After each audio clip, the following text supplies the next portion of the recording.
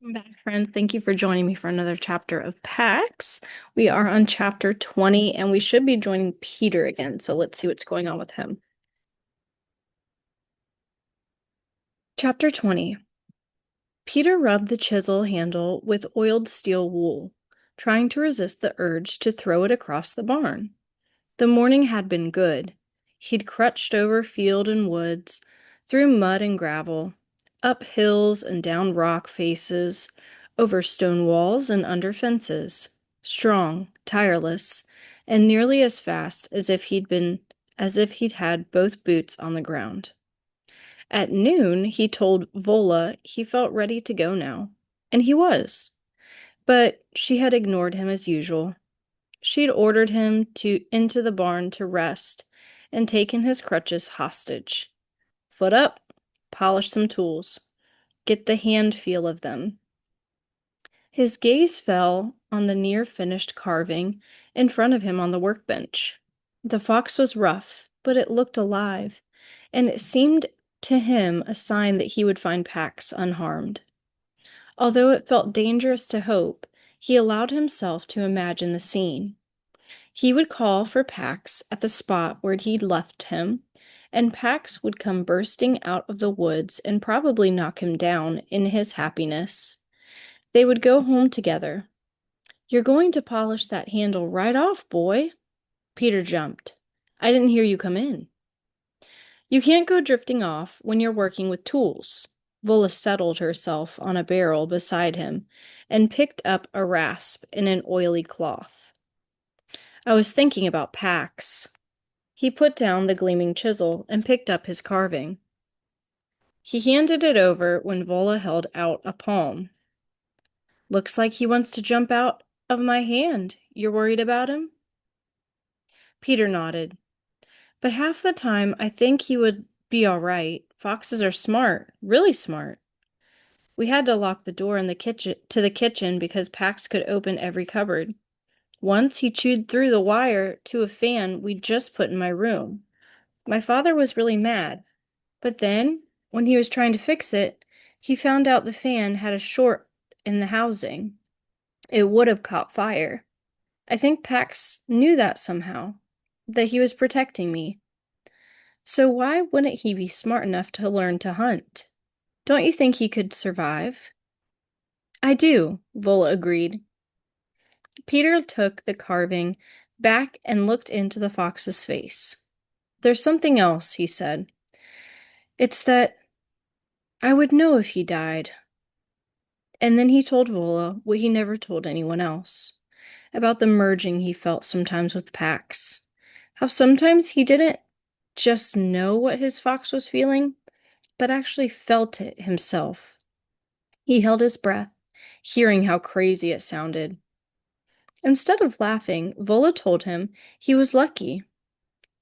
"You've experienced two, but not two. That's on your board. Two, but not two." I didn't know what it meant. It's a Buddhist concept, non duality.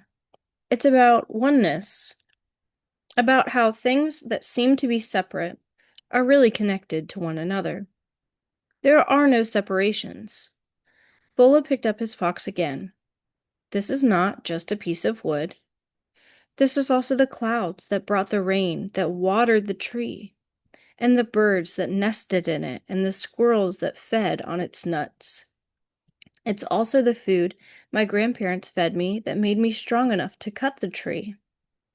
And it's the steel and the axe that I used. And now, it's how you know your fox, which allowed you to carve him yesterday. And it's the story you will tell your children when you give this to them. All these things are separate, but also one, inseparable. Do you see? Two, but not two, inseparable. So, a couple of nights ago, I was sure that Pax had eaten. I felt it. Last night, I saw the moon, and I knew Pax was seeing it right then, too. Do you think if I feel Pax living, then he's alive? Yes. Peter's hopes swelled at her words. Vola never said anything she didn't mean. We tell the truth here. That's the rule. She told him that about 100 times. It was a valuable thing, he suddenly realized, to have someone you could count on for honesty. How many times in his life had he only wanted that? How many questions had he needed an honest answer for and gotten instead from his father dark silence? And then, before he could chicken out, he asked the one that haunted him.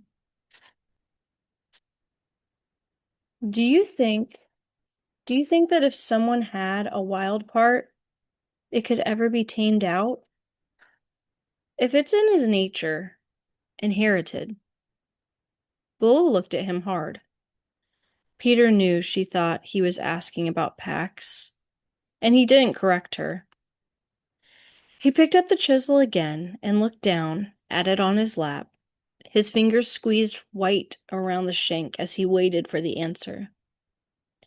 You always been like this? Asking other people to figure out your stuff for you? Eh? That doesn't work. Peter let out his breath. As soon as he'd asked the question, he realized he didn't want to hear the answer.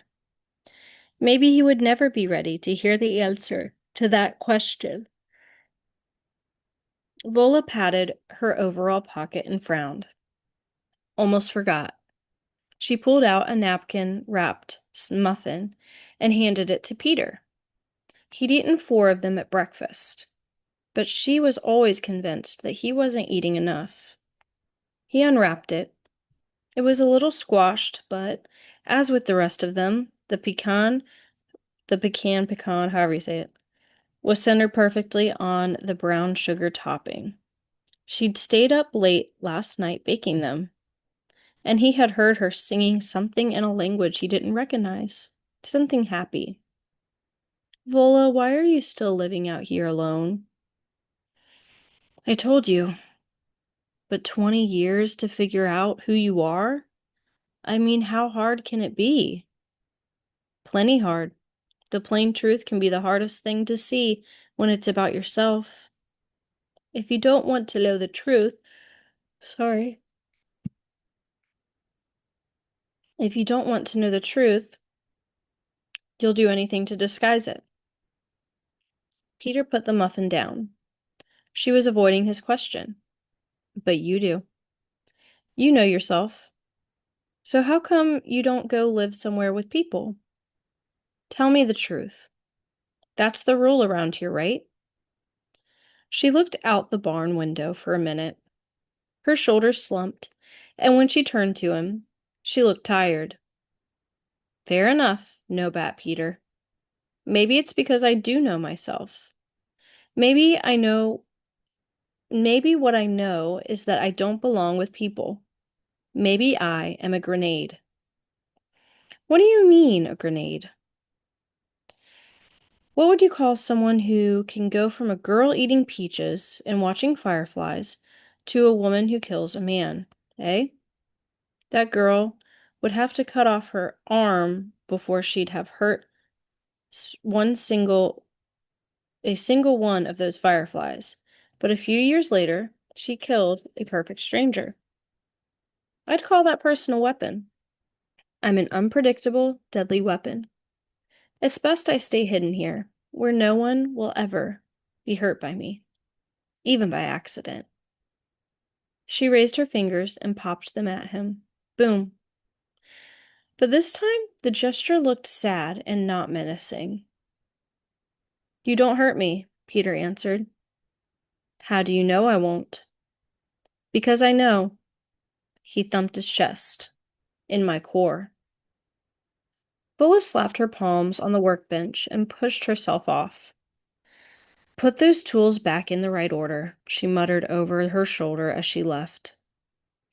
From the window, Peter watched her stamp down the path. It seemed she was moving differently, as if that heart pine leg of hers had grown even heavier. One by one, Peter slid the cleaned tools into their pockets and then rolled the canvas. He felt his old anxiety coiling at the base of his skull. Over a week, he'd been stuck here. He would have left already if it hadn't been for the third condition. He'd promised, and he owed it to Vola. But when he'd asked her at breakfast about building the stage, she only shrugged. I'll get to it. And then the solution hit him. So ridiculously simple that he laughed out loud. Without his crutches, he was awkward and slow again, but he managed to hop outside to where Vola kept a brush pile. There he chose 12 long, straight saplings, each with the thickness of his arm. One by one, he flung them to the barn doorway, then followed and slid them inside. On the sawhorses, he stripped them of their branches, then set to work. And 2 hours later, he had a stage. It wasn't much to look at, the corners raggedly notched and lashed with twine, mismatched scrap boards nailed onto the frame for the walls and the floor. But when he strung a length of burlap over the top, he smiled. Piece of cake, he said to Francois, who wandered in and stopped to sniff the frame in obvious admiration. Piece of cake. I made the stage, it's in the barn. Bola looked up from the chicken she was plucking. She eyed the branch Peter was leaning on and then motioned to his crutches, propped against the kitchen counter. Peter reached for them, slid them under his arms, and felt the immediate comfort they brought. I can do that puppet show for you now. Come to the barn. I have work to do now, but all right, tonight. And then I can leave, Vola. I'm ready. Vola laid the chicken on the table and sighed.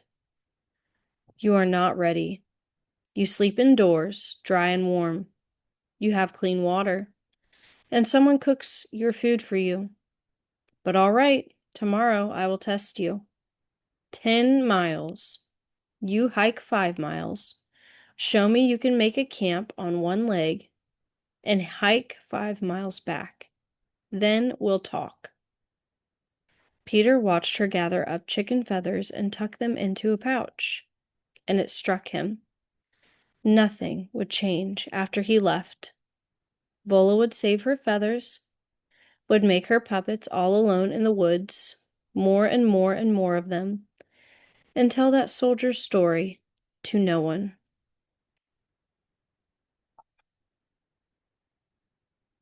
All right. My questions for you about chapter 20. Question number 1. How is Peter's view of Pax starting to change? This is kind of a loaded question. You can answer it in whichever way you think is the most accurate for you, based on what we read. Question number 2. Why does Vola continue to live in the cabin so far from people? Why does she say she lives in a cabin far from people? And question 3. What does Vola tell Peter he needs to do to prove he's ready to go? This will probably be his challenge in the next chapter, and if not the next chapter, the one after that. But what does he have to be able to do to show to Vola that he's ready? Thank you for joining me today. I'm sorry I'm a little quieter.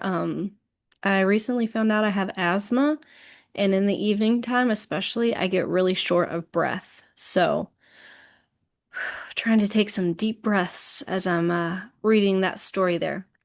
All right. I hope you enjoyed that chapter, and I'll see you tomorrow for another one. Thanks, guys. Bye.